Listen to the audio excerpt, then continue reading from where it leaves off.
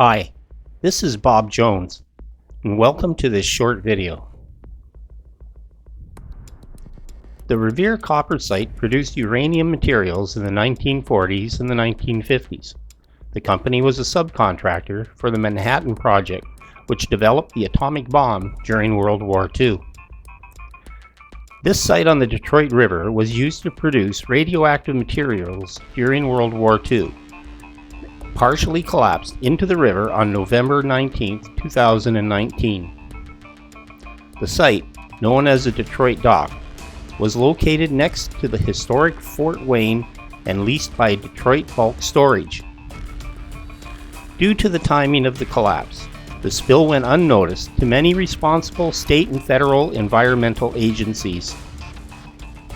Environmental Protection Agency officials were not aware of the collapse until contacted by the Windsor Star on December 5, 2019. The site was contaminated with uranium and other harmful chemicals. There were concerns if the adjacent water supply was safe to drink. The news is especially concerning because the Detroit drinking water intake lines are nearby downriver. However, officials in the United States stated that the water was free of radioactivity. The Detroit River is not the only site contaminated.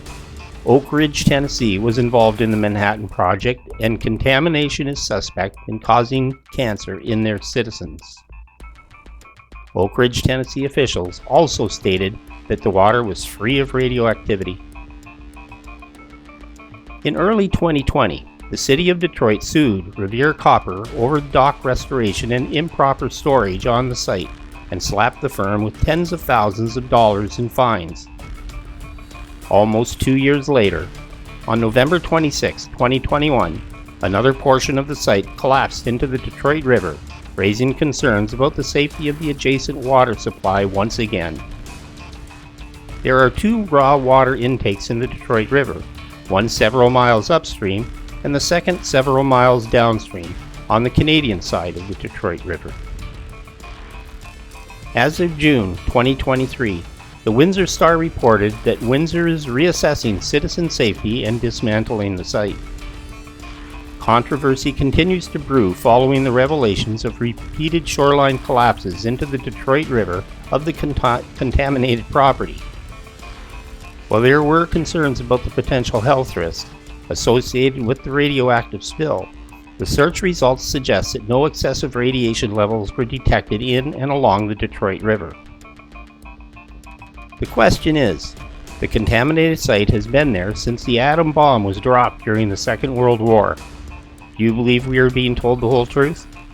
Let me know in the comments. Thanks for watching.